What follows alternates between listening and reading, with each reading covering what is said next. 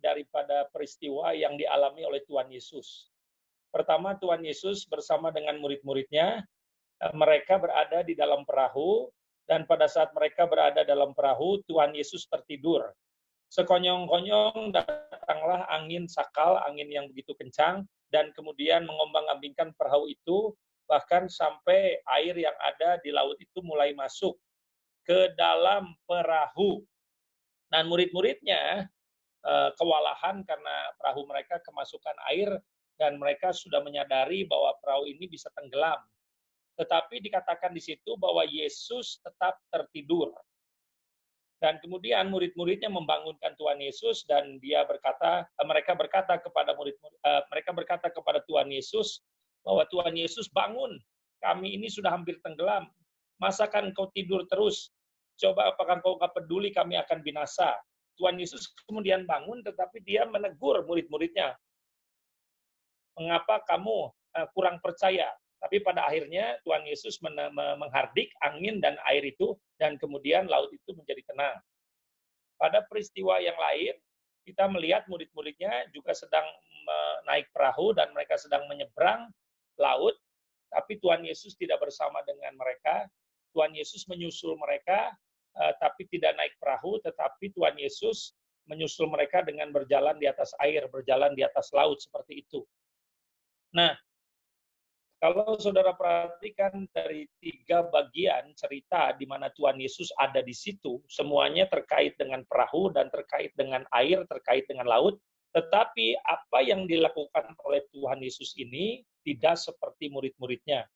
Kita harus mengerti bahwa Tuhan Yesus itu dalam keberadaannya di dunia ini adalah sebagai manusia, bukan sebagai Allah. Berarti dalam kapasitasnya sebagai manusia, dia ini menunjukkan kemuliaan Allah. Yang pertama, dia bisa menunjukkan bahwa di tengah-tengah angin badai yang begitu besar, yang begitu kencang, di tengah-tengah air laut yang sangat menggelora, sampai membuat perahu itu bukan saja terombang-ambing, tapi sudah kemasukan air. Waktu dia bersama dengan murid-muridnya sudah hampir tenggelam, Tuhan Yesus masih bisa tidur. Saya rasa tidak ada di antara kita yang dalam keadaan terombang-ambing di dalam perahu, bahkan perahunya sudah kemasukan air, sudah hampir tenggelam, kita bisa tetap tidur. Tapi Tuhan Yesus sebagai manusia yang bersama dengan murid-muridnya di dalam perahu itu, dia bisa tetap tertidur dalam keadaan angin yang begitu kencang, laut yang begitu menggelora, dalam keadaan yang sudah amat bahaya karena perahu itu sudah kemasukan air dan mereka hampir tenggelam, dia masih bisa tidur. Di antara murid-muridnya ada beberapa yang merupakan nelayan. Jadi sebetulnya mereka sudah agak terbiasa dengan situasi angin yang kencang dan kemudian air laut yang menggelora, tetapi pada kesempatan itu mereka pun sudah kewalahan dan sudah tidak bisa mengatasi air laut yang masuk ke dalam perahu mereka. Tetapi di situ Tuhan Yesus bisa tidur. Nah, kita tahu bahwa Tuhan Yesus salah satu daripada namanya adalah Raja Damai. Raja Damai berarti dia itu benar-benar bisa begitu damai, bukan hanya membawa damai, bukan hanya orang yang damai, tapi Raja Damai.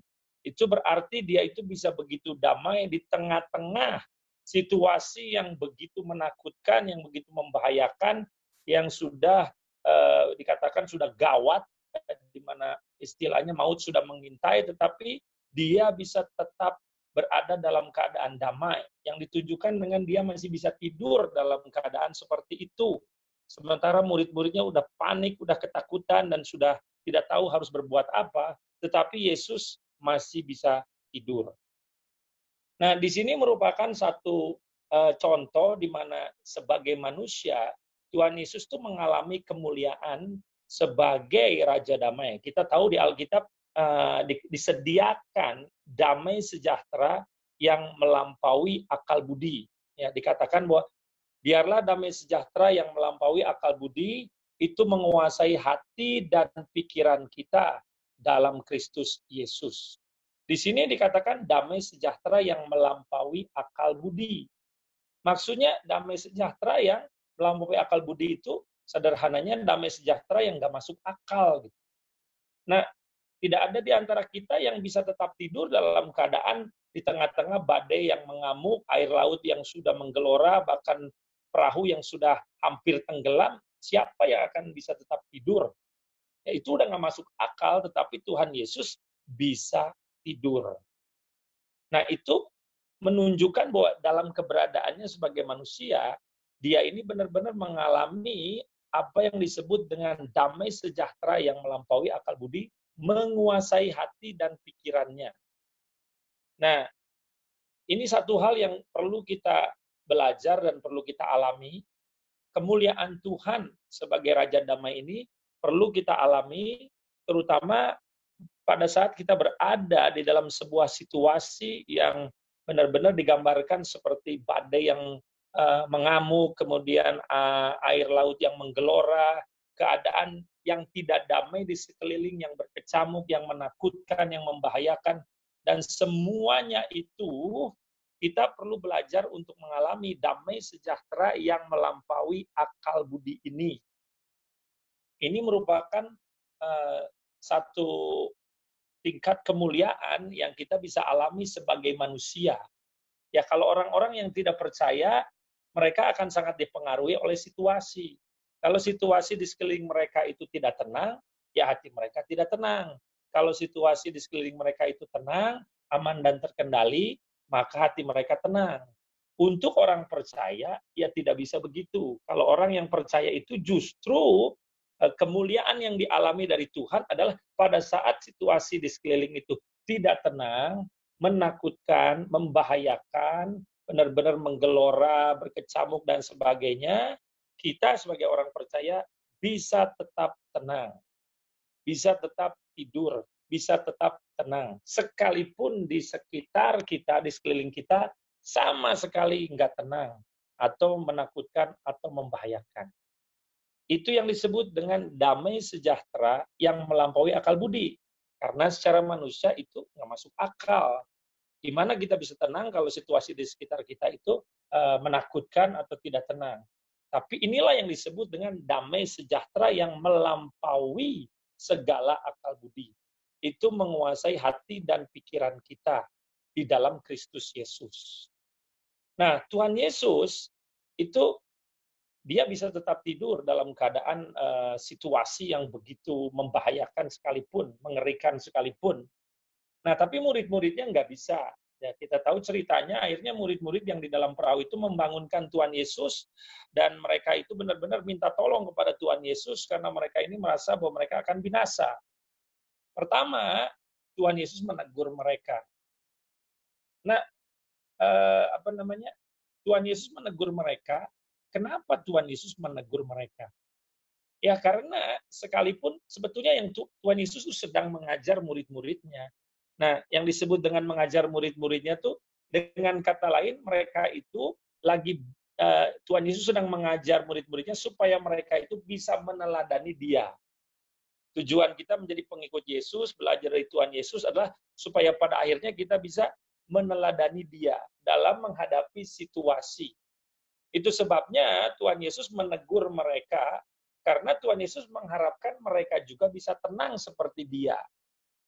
Ya, murid-muridnya lupa bahwa di dalam perahu itu ada Tuhan Yesus. Sekalipun perahu itu sudah kemasukan air sebagaimana masuknya sebanyak apapun air itu masuk ke dalam perahu itu, selama Yesus itu ada dalam perahu, ya nggak bakal tenggelam. Kan nggak lucu kalau kemudian tiba-tiba perahu itu kemudian kemasukan air, dan akhirnya tenggelamlah perahu itu, murid-muridnya bersama Yesus tenggelam, dan kemudian mereka mati di dasar laut. Itu kan tidak mungkin. Nah, karena Yesusnya masih ada di dalam perahu. Selama Yesus di dalam perahu, apapun boleh terjadi, badai sebesar apapun boleh mengamuk, air laut sebanyak apapun boleh masuk, perahu itu tidak akan tenggelam karena Tuhan Yesus ada di situ. Oleh sebab itu, Tuhan Yesus tahu sekalipun perahu itu hampir tenggelam, tidak bakal tenggelam. Jadi dia tetap tidur. Nah, Tuhan Yesus mengharapkan murid-muridnya belajar untuk tenang seperti Dia, dan tahu bahwa selama Tuhan Yesus ada bersama dengan mereka, tidak akan terjadi apa-apa, perahu itu tidak akan tenggelam. Tapi murid-muridnya pada saat itu masih gagal. Jadi mereka ketakutan, mereka panik. Jadi mereka membangunkan Tuhan Yesus dan menganggap bahwa Tuhan Yesus nggak peduli dengan mereka. Jadi mereka mungkin agak gusar dan Tuhan Yesus, apakah engkau tidak peduli, kami ini akan binasa, lihat perahu ini sudah kemasukan air dan mau tenggelam. Setelah ditegur oleh Tuhan Yesus, akhirnya Tuhan Yesus berbicara menghardik angin dan air laut itu, dan Alkitab mengatakan bahwa angin dan air laut itu kemudian menjadi tenang. Murid-muridnya jadi tercengang gitu, melihat kok ada manusia yang bisa memiliki kuasa untuk mengubah cuaca, menghentikan angin, dan menenangkan air laut. Ini merupakan satu tingkat kemuliaan yang lebih lagi. Tingkat kemuliaan yang pertama, Tuhan Yesus tetap tenang di tengah-tengah situasi yang tidak tenang. Kemudian beranjak lebih lanjut, dia menunjukkan kemuliaan yang lebih besar lagi, sebagai penguasa daripada alam ini, dia bisa menghardik dan kemudian bisa menenangkan air laut itu. Tapi sekali lagi saya perlu ingatkan bahwa Tuhan Yesus melakukan semua ini sebagai manusia. Seringkali kita menganggap ya Tuhan Yesus itu Tuhan, dalam melakukan segala sesuatu itu adalah dalam keberadaannya sebagai Tuhan. Sehingga kita sepertinya ya kita nggak akan bisa ngikutin, ya dia Tuhan, kita ini manusia. Tapi kita harus ingat bahwa dia melakukan semua ini dalam keberadaannya sebagai manusia. Dikatakan dia sudah mengosongkan dirinya dari segala kealahan, hanya tetap memelihara identitasnya, tentunya tidak bisa berubah, tapi kuasa dan kemuliaannya ini itu diberikan oleh Bapa kepada dia sebagai manusia, bukan karena dia Allah. Nah, jadi sebagai manusia dia bisa memiliki otoritas yang luar biasa terhadap keadaan sekeliling, terhadap angin, dan kemudian terhadap air laut itu. Halo, masih terdengar suaranya? Ya, jadi Tuhan Yesus. Oke, Tuhan Yesus ini benar-benar dia ini begitu berkuasa. Tapi saudara perlu perhatikan bahwa Tuhan Yesus menghardik angin dan air itu bukan untuk dirinya. Dia nggak perlu untuk menghardik angin dan air itu demi dirinya, karena tidak dihardik pun dia sudah tenang dan dia bisa tidur. Dia menghardik itu adalah demi murid-muridnya yang sedang ketakutan. Yang kalau nggak ditenangkan, mereka benar-benar udah panik dan udah ketakutan. Jadi Tuhan Yesus menghardik ini pertama bukan karena itu perlu buat dia, itu bukan untuk kepentingan dia, tetapi untuk kepentingan murid-muridnya. Dan ini bukan untuk sekedar menunjukkan kemuliaannya, memperagakan kemuliaannya, tetapi dia melakukan ini demi untuk menenangkan murid-muridnya yang sudah ketakutan. Nah, tapi Tuhan Yesus bisa melakukan itu karena di dalam dirinya sudah begitu tenang, penuh dengan damai sejahtera. Kalau di dalam diri Tuhan Yesus tidak mengalami ketenangan yang luar biasa, yang melampaui akal budi, dia tidak akan punya kuasa untuk menenangkan keadaan di sekelilingnya. Jadi untuk membawa damai di sekeliling kita perlu mengalami damai dulu di dalam diri kita.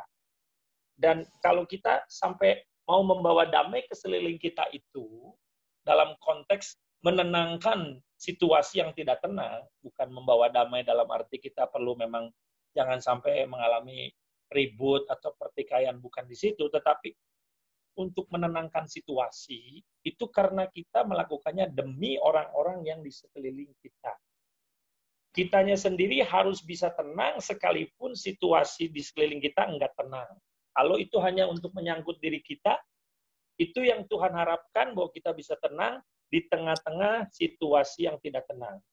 Tetapi kalau kita melihat bahwa ada orang-orang di sekitar kita yang menjadi tidak tenang karena situasi yang tidak tenang, yang menjadi takut karena keadaan sekeliling kita yang menakutkan, kita sendiri tidak takut karena kita sudah belajar untuk dikuasai oleh damai sejahtera yang melampaui akal budi itu.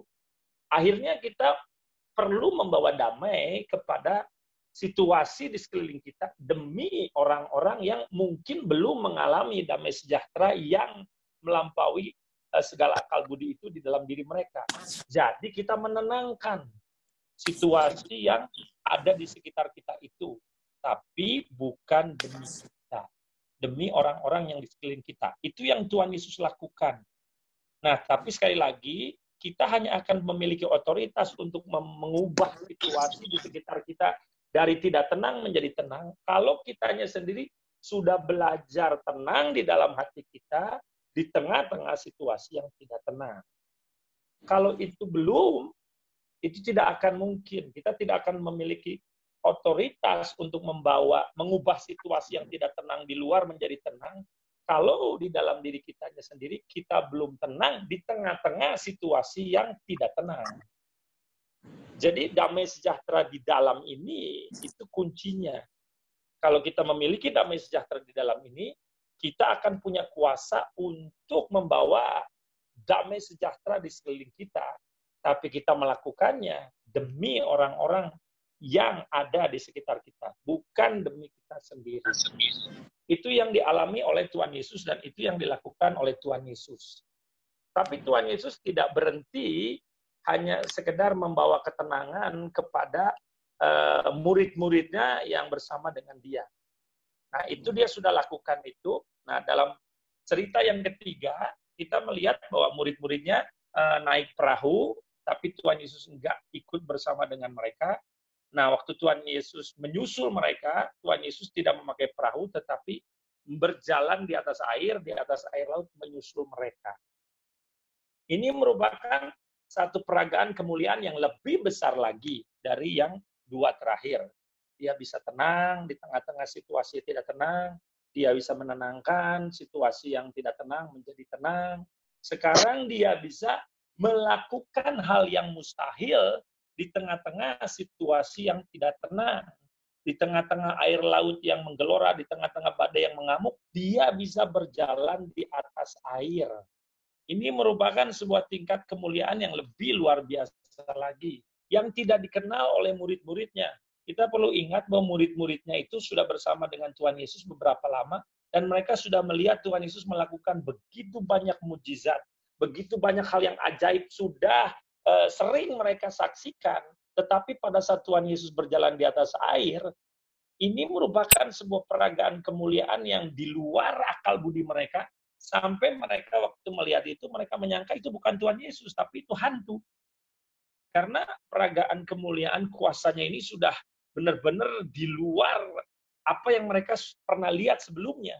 Sosok kemuliaan Tuhan Yesus di situ itu belum pernah mereka saksikan di dalam apa yang mereka lihat sebelumnya waktu mereka bersama-sama dengan Tuhan Yesus. Ya, Tuhan Yesus ini memperagakan sesuatu yang benar-benar luar biasa berjalan di atas air.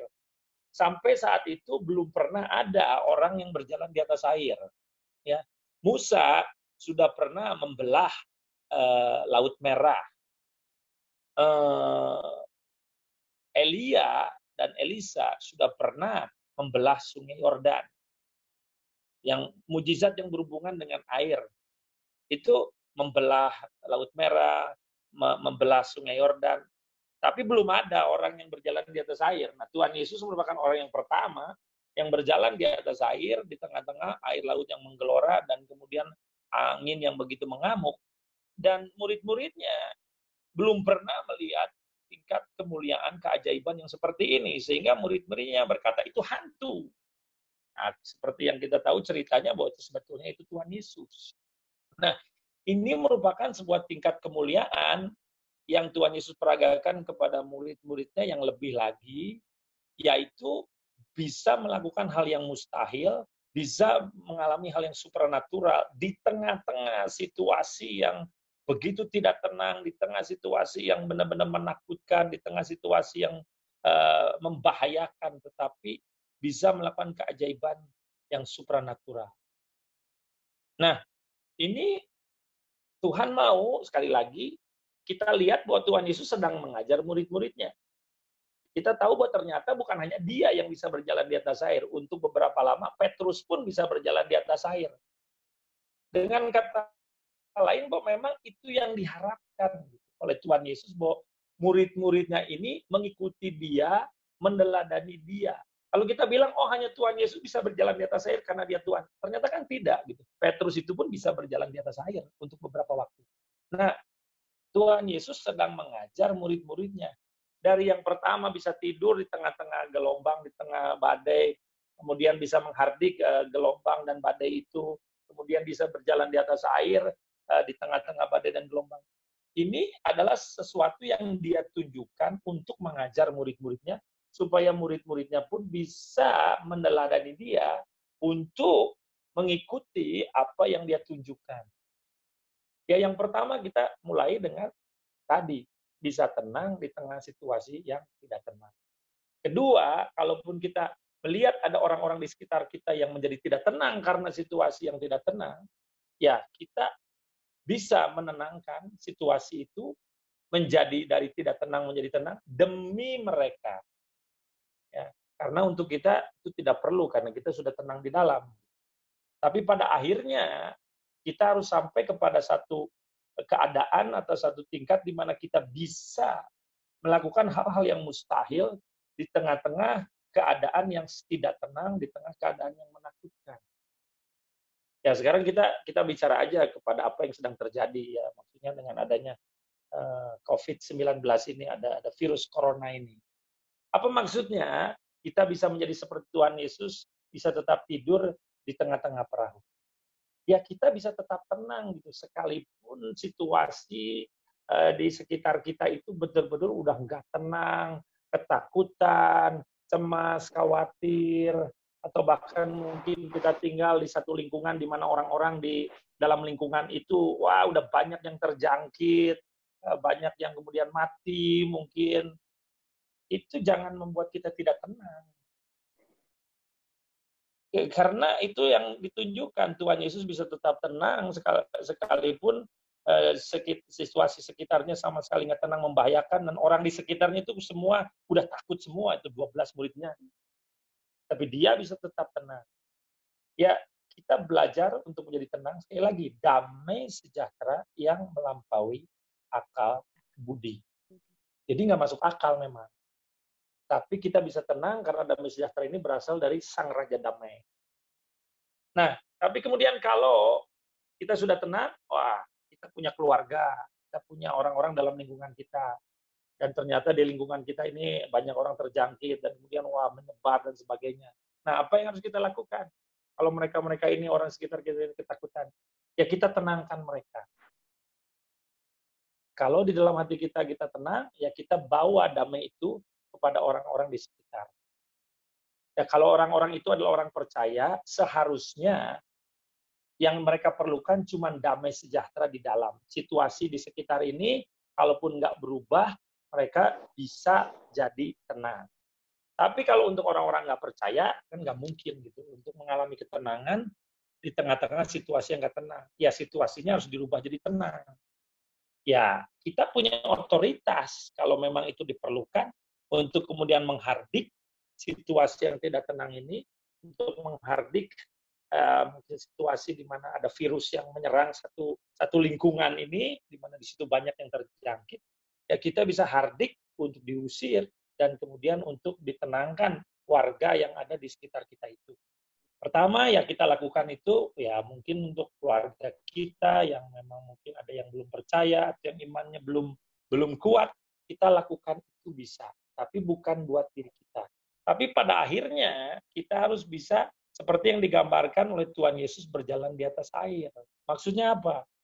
Kita harus bisa berada di tengah-tengah orang yang terjangkit itu, ya karena itu tugas kita gitu. Bahwa kita sebagai orang percaya ini punya tugas untuk membawa Tuhan kepada mereka ini. Kita bisa berada di tengah-tengah orang-orang yang terjangkit, kita bisa berada bersama-sama dengan mereka tanpa kita ikut terjangkit, tapi sebaliknya kita membawa kesembuhan kepada orang-orang yang terkena virus itu. Mustahil, yaitu dia yang disebut dengan berjalan di atas air. Di mana dia, Tuhan Yesus nggak tenggelam, tapi Tuhan Yesus bisa membuat muridnya berjalan di atas air.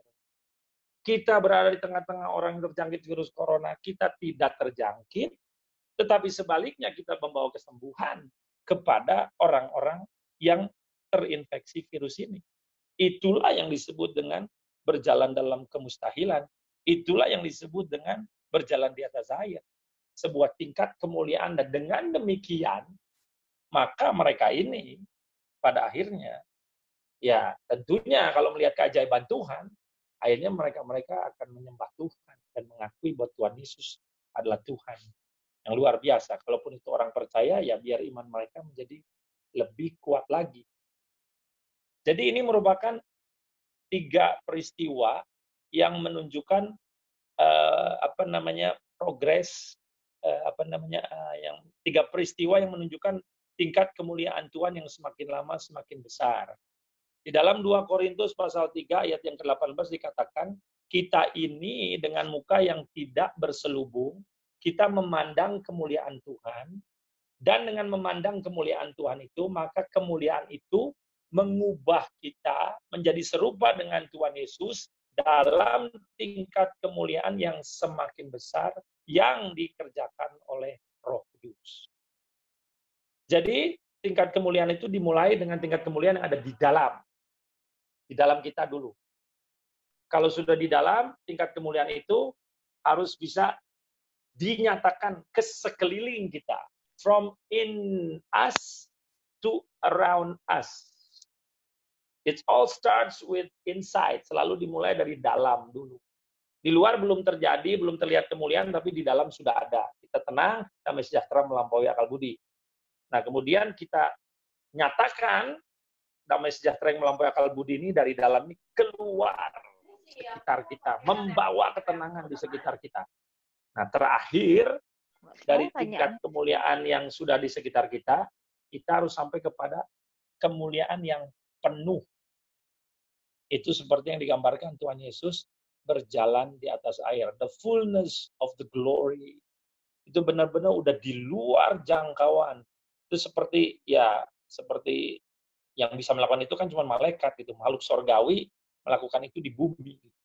Nah, kita ini semua makhluk sorgawi karena kita sudah dijadikan ciptaan baru dan menunjukkan kemuliaan yang hanya terjadi di sorga dan kita lakukan di bumi ini. Jadi biarlah pelajaran yang